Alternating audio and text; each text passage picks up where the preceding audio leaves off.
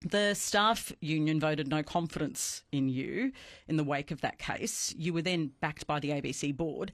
Has public trust in the ABC, though, been damaged by this case?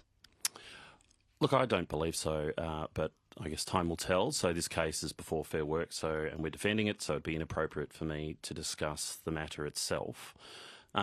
Public trust in the ABC is quite high, has remained high over time. It's around 80% whenever we do our surveys. I will say it is if there was a number one KPI, trust would be it with the Australian people. It's all about trust, relevance and value that we provide the Australian people. I think people still have trust in the ABC. The matter's before the courts at the moment. Okay, was the ABC wrong to cancel her contract given the way it's affected perceptions of the ABC? Patricia, I'm sure you appreciate, because the matter is before Fair Work and it's a legal matter that the ABC is defending, I can't go into details about it. Okay, but I can ask you about the broader issues. You have now met with the House Committee, the Union House Committee. Yep. What did they raise with you and what have you committed to do?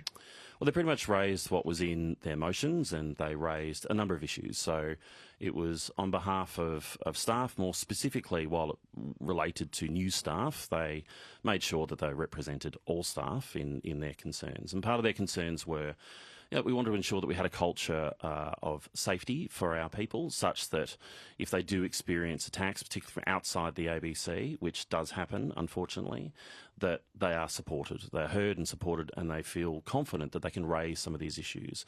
Issues when they feel uncomfortable about, it could be something they're covering, or when they're feeling under pressure and under attack.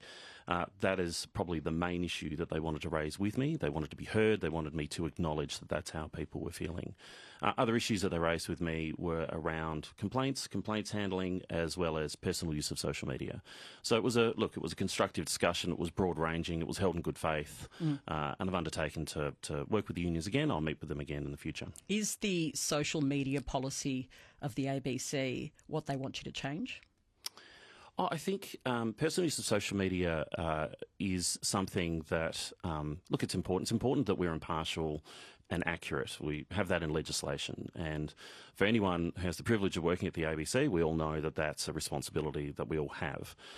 And to the vast majority of people do abide by this at all times, and particularly when it comes to personal use of social media. But it extends to their own personal social media accounts. And that's what the requirements are that sit within those guidelines. What they wanted to do was talk about that, the way they exist at the moment, talking about how well understood they are, and they wanted to give me some constructive feedback on that. That didn't necessarily happen in that meeting, but I've undertaken to hear them so they can give me that feedback later.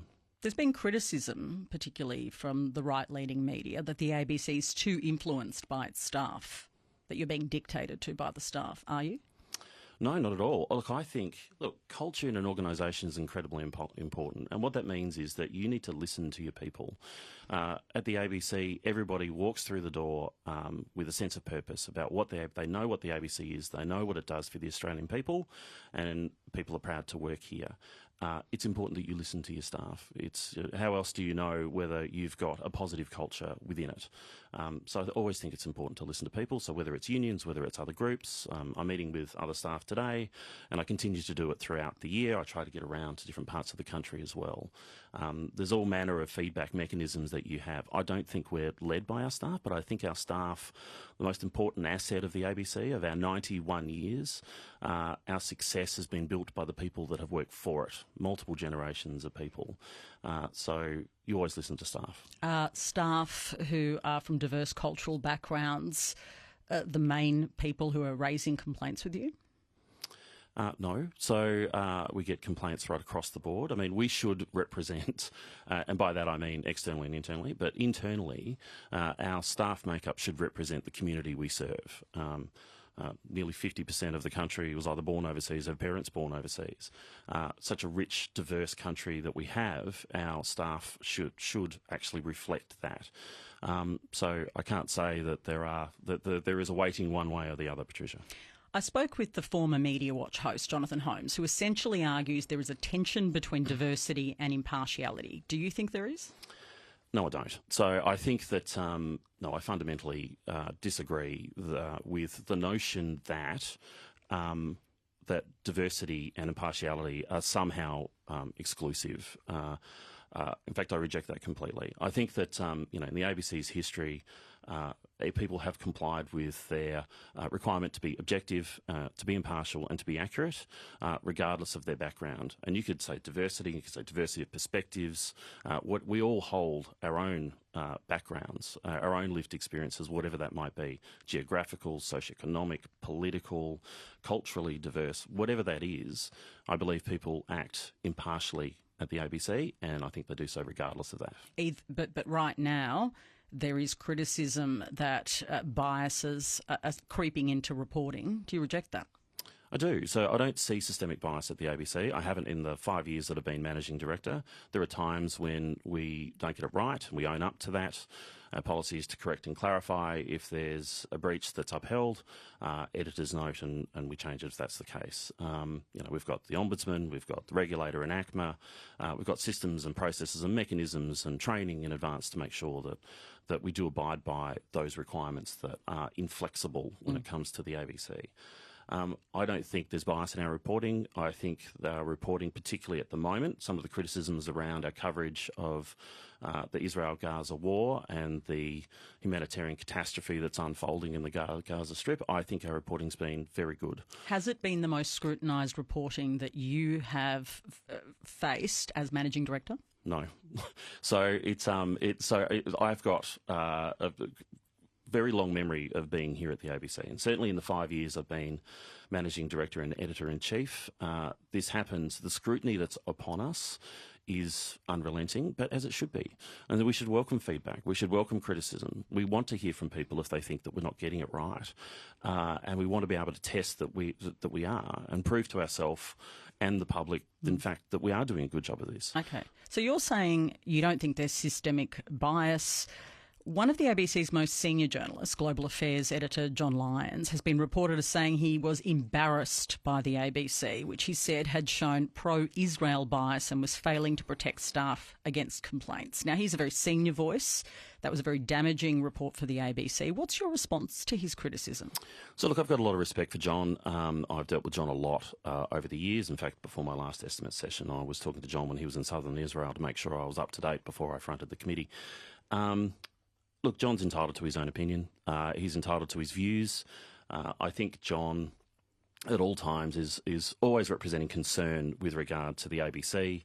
I think he's a mentor to others, and people look up to him. And again, he's entitled to his views. I've been in touch with John and encouraged him to get in touch with me directly if he's got concerns with that. Look, I think that our coverage has been good. As I said before, I think it has stood up to scrutiny. We get many, many complaints. Many people write to us from both a pro-Israeli perspective and a pro-Palestinian perspective who will complain. And quite often people complain because we don't take a view. And people are outraged that because of our impartiality position and our objectivity that we need to have, that we're not taking a worldview that aligns to theirs. But there is now criticism that the ABC is vulnerable to outside lobbying and political pressure, particularly from the pro-Israel lobby. Is it? Oh, I reject that completely. So, look, there is quite coordinated campaigns that come to us on email, and you can tell because they're all formatted. And I've been aware that they are coordinated for some time, and it's not just around this particular coverage that sort of kicked off on earlier or later last year in October with the horrendous incidents that happened over there in Gaza. But before that, you can see coordinated campaigns that come towards the ABC. So is the Israel lobby responsible for coordinated campaigns, and is the ABC jumping at those complaints? Not at all. And it's not just the Israel lobby group that coordinate these things. So the answer is categorically no, we're not influenced. I've never seen influence on our reporting that's come externally from into the ABC. I haven't seen us bow to that. Our people, I believe, are fearless and they're brave in their journalism, and we back that and we expect that. We have the editorial policies as a guide, Australian law, and editorial judgment that sits in the middle over the top of it. And without fear or favour, we do it on behalf of the Australian people. But it's not helpful, is it, to have John Lyons, his seniority, he's currently in Israel, saying that there's a pro-Israel bias? Look, again, John's entitled to his views. So, people would hear that, David. This is the issue, well, if he's saying it, it must be right. Well, I would still reject the fact that we are not pro-Israeli, I don't believe, in our reporting, nor do I think we're pro-Palestinian in this. We're certainly not pro-Hamas. There is the line that we need to tread is to be accurate and impartial at all times, to be objective in what it is that we do, and I believe that we do that. You also lost Noor Haider from the Canberra Bureau, and she did cite this issue again as one of the reasons for her moving on. Does that worry you? Oh, look, yes, of course I'm disappointed that Noor left. Noor was a fantastic journalist. But the reason she's cited on this issue and coverage that Arab journalists feel unsupported.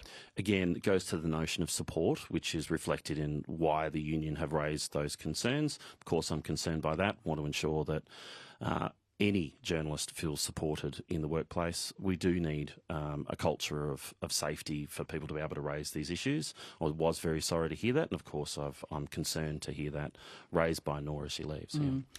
Are you confident that our understandings of impartiality and being very, very careful about bias are understood across the organisation beyond the news department? Look, I believe so. So the editorial policies apply to everybody in content. We've got 2 content divisions now.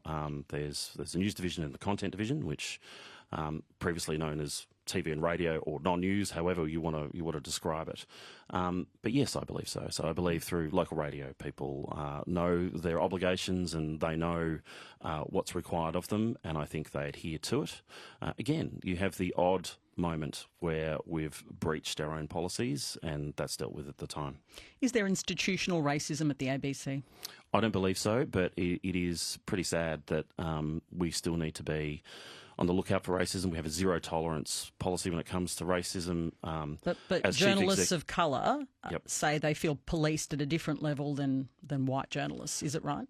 I don't believe it's right, but you need to hear those concerns. So I believe when people say that, it is important that that is heard and recognised, acknowledged, and that you look for why that might be the case that someone feels like that.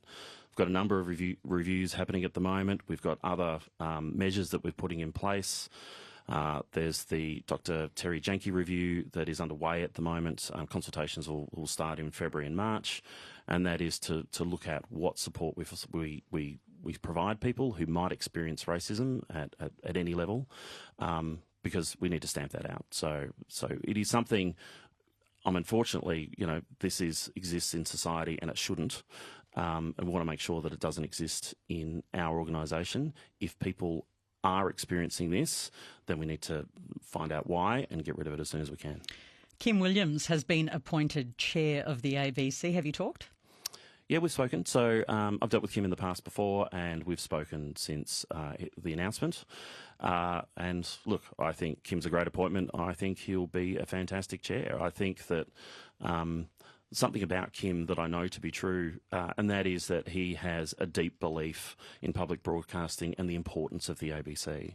So whatever his view of how well the ABC is doing that job, I'm obviously keen to know more. Well, he's had some critiques, and he shared them on this program about the ABC. Do you share them? Do you think the ABC is too obsessed with the internals? Again, I'm very interested in, of course, Kim's perspective on this, and interested to talk to him more about what he sees and as a consumer of the ABC and what he sees in the media as well. Look, I will say this. I think Ita Buttrose has been an outstanding chair for the ABC over the last 5 years. Coming to the end of her term, that should be celebrated. There's been some really challenging moments over those 5 years, and I think Ita has been there for the ABC, both for its people and the institution. And I think I think Kim's a great appointment, and I think likewise he'll be a great advocate for the ABC. I started at the beginning of the interview by asking you about the no confidence motion in you. Do you feel like you have the confidence of the union now? It's probably a question for the union, but look, but do you feel like there was a restoration of the relationship? I think so. I think it was quite helpful having that meeting, and as I said before, it was held in good faith, much like when we were bargaining for the employment agreement. I felt quite positive about that meeting.